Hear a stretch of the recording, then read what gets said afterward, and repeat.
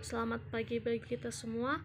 Kami dari kelompok 3 ingin mempresentasikan hasil kelompok kami yang berjudul Laporan Tata Kelola Perusahaan PT Jafra Confit Indonesia Tbk tahun 2020.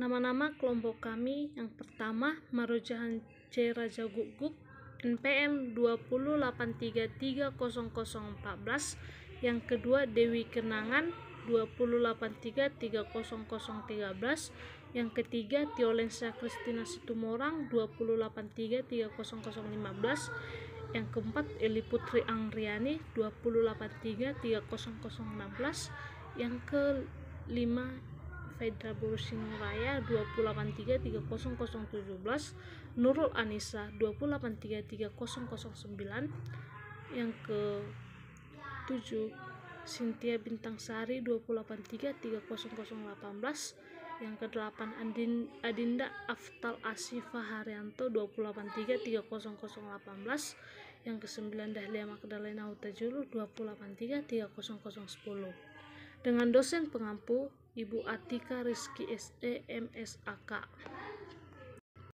Yang pertama, bagaimana Dewan Direksi? Dewan Direksi, tugas dan tanggung jawab direksi perseroan bertugas memimpin, mengurus, dan mengendalikan perseroan sesuai dengan arah tujuan, visi misi perseroan, serta senantiasa meningkatkan efisiensi dan efektivitas. Yang pertama, memimpin, mengurus, dan mengendalikan perseroan sesuai dengan tujuan perseroan dan senantiasa berusaha meningkatkan efisiensi dan efektivitas perseroan. Yang kedua, menguasai, memelihara, dan mengurus kekayaan perseroan. Yang ketiga, menyusun rencana kerja tahunan yang memuat anggaran tahunan perseroan dan wajib disampaikan kepada Dewan Komisaris untuk memperoleh persetujuan dari Dewan Komisaris sebelum dimulainya tahun buku yang akan datang. Yang pertama, nama Handojo Santosa, jabatan sebagai Direktur Utama, pengangkatan pertama 9 Juni tahun 1997, pengangkatan akhir 8 Juni 2020.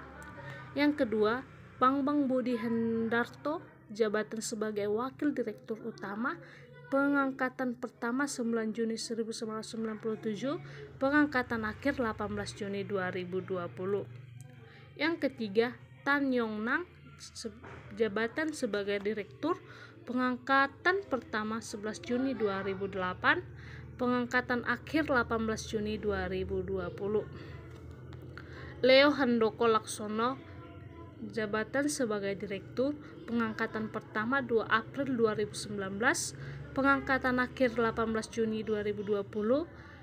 Yang kelima, Rahmat Indrajaya, jabatan sebagai Direktur, pengangkatan pertama 12 Juni 2013, pengangkatan akhir 18 Juni 2020.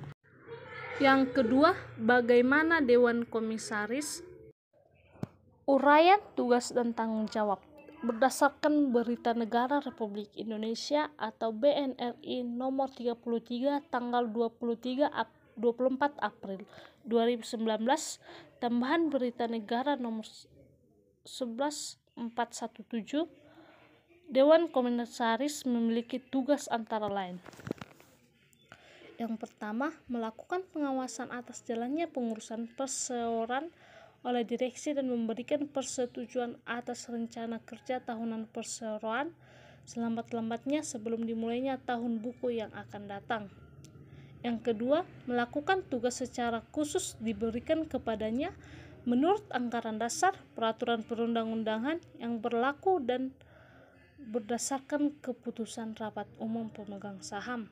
Yang ketiga, melakukan tugas, wewenang, dan tanggung jawab sesuai dengan ketentuan anggaran dasar perseroan dan keputusan rapat umum pemegang saham. Yang keempat, dalam melaksanakan tugasnya, Dewan Komisaris mewakili kepentingan perseroan dan bertanggung jawab kepada rapat umum pemegang saham. Yang kelima, meneliti dan menelaah laporan tahunan yang disiapkan oleh direksi serta menandatangani laporan tahunan tersebut. Yang keenam, mematuhi anggaran dasar dan peraturan perundang-undangan serta wajib melakukan prinsip-prinsip profesionalisme, efisiensi, transparansi, kemandirian, akuntabilitas, pertanggungjawaban serta kewajaran, dan bertindak sewaktu-waktu untuk kepentingan dan usaha perseroan dan bertanggung jawab kepada rapat umum pemegang saham. Dewan Komisaris H. Syamsir Siregar, Komisaris Utama. Warga negara Indonesia, berusia 79 tahun, berdomisili di Indonesia. Beliau menamatkan pendidikan di Akademi Militer Nasional tahun 1965 dan Sekolah Staf Komando Angkatan Darat atau Seskoat pada tahun 1981 dan mengabdikan diri sebagai anggota Tentara Nasional Indonesia hingga tahun 1996 dengan jabatan terakhir Kepala Badan Intelijen ABRI. Yang kedua, Hendrik Kolonas sebagai komisaris, warga negara Indonesia, berusia 64 tahun, berdomisili di Indonesia. Beliau meraih gelar Bachelor of Arts atau BA Hons bidang accounting dan finance dari Middlesex University England tahun 1982, kemudian Master of Business Administration dari Schiller International University London 1983 serta Master of Arts dalam bidang banking administrasi dari The University of Hull, England 1989. Yang ketiga, Ito Sumardi Dejuni Sanyoto, Komisaris Independen.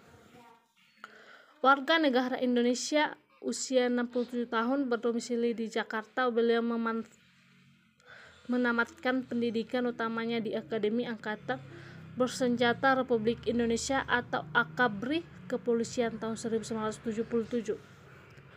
Pendidikan Tinggi Ilmu Kepolisian atau PTIK pada tahun 1986 dan Lembaga Ketahanan Nasional atau Lemhanas serta menamatkan pendidikan di bidang hukum sampai jenjang S3 pada tahun 1996. Yang ketiga, bagaimana komite pendukung?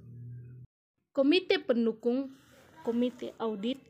Komite audit dibentuk sejak tanggal 21 Februari 2002 berdasarkan surat kepada Bursa Efek Jakarta nomor 006/Java BEJ/LD/YS/2002.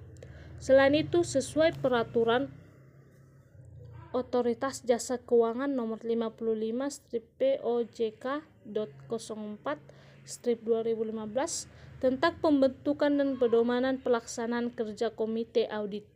Dewan Komisaris juga telah mengangkat dan melaporkan pengangkatan komite audit terakhir berdasarkan surat nomor 070/JAPFA OJK/LD/CS/4/2017 tanggal 5 April 2017 tentang perubahan anggota komite audit perseroan.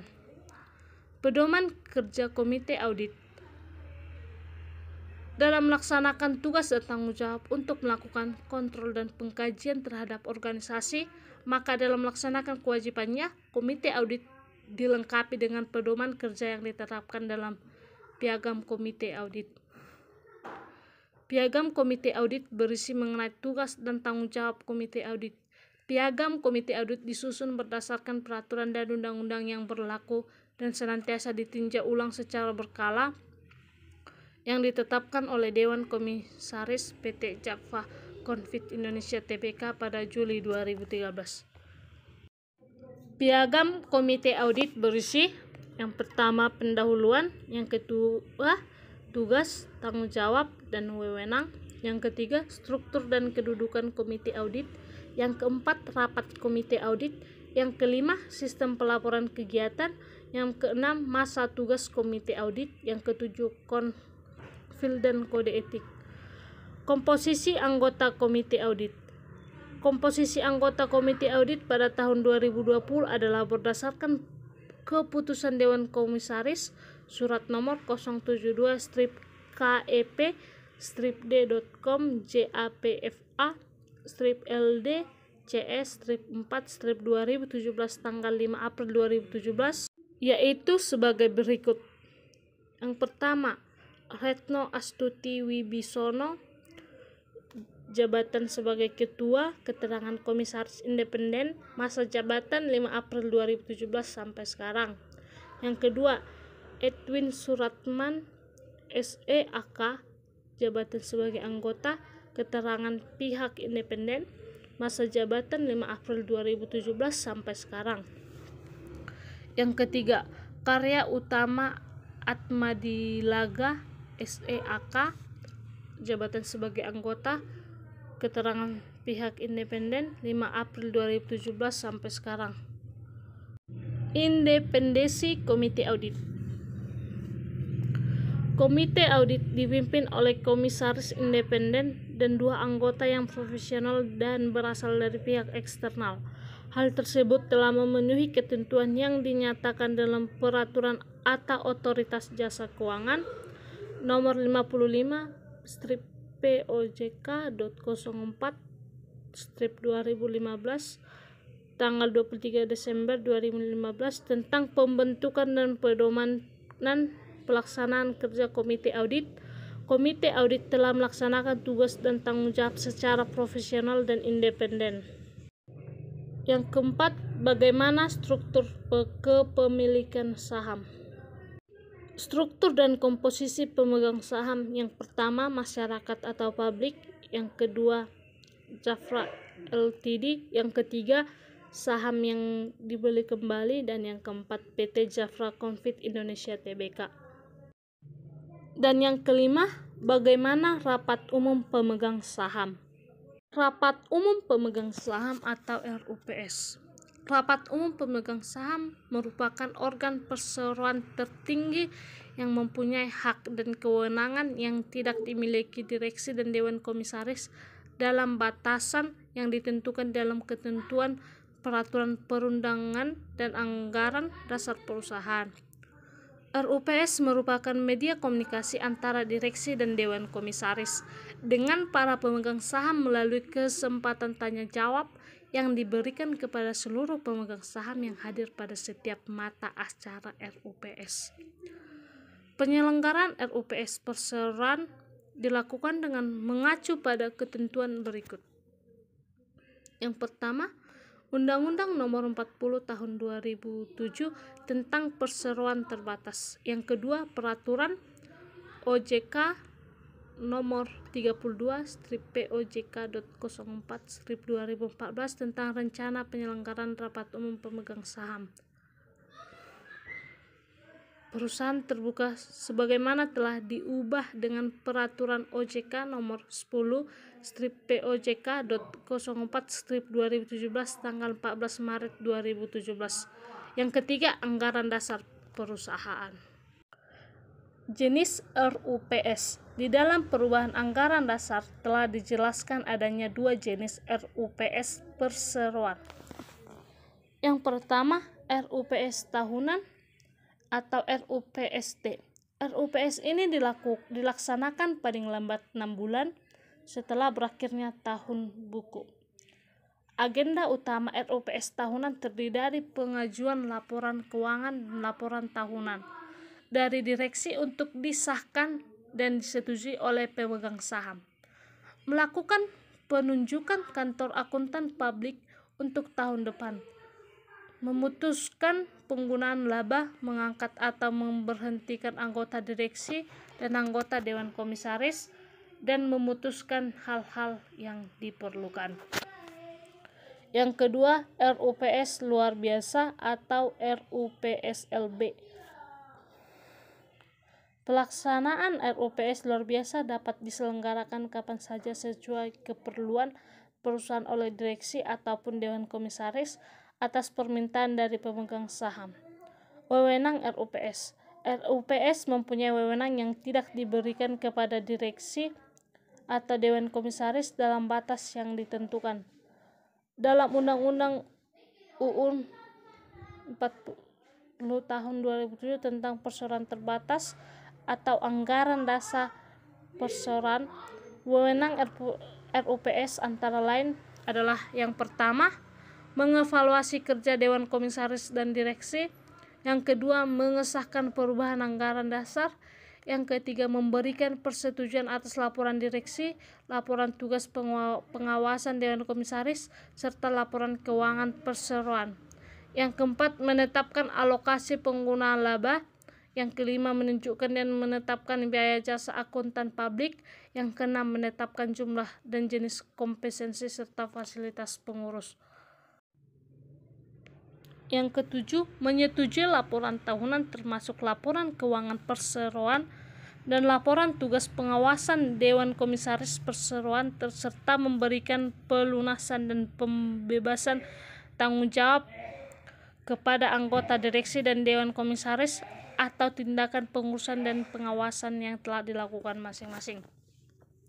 Yang kedelapan, memberi kuasa dan wewenang kepada direksi untuk menentukan dan membayar dividen final. Yang kesembilan, mengambil keputusan-keputusan menyangkut struktur organisasi, misalnya perubahan anggaran dasar, penggabungan, peleburan, pemisahan, pembubaran, dan likuidasi perseroan; mengangkat atau mengubah semua anggota direksi dan Dewan Komisaris. Yang ke-10, memutuskan remunerasi, yakni menetapkan gaji, tunjangan lain, serta honorarium direksi dan Dewan Komisaris Perseroan. Yang ke-11, memberikan persetujuan terhadap transaksi yang mengandung benturan kepentingan. Yang ke-12, memberikan kuasa dan kewenangan kepada Dewan Komisaris untuk menunjuk kantor akuntan publik atau KAP dengan memperhatikan rekomendasi dari komite audit. Sekian dari hasil presentasi kami. Jika ada pertanyaan dari teman-teman, kami persilakan. Terima kasih.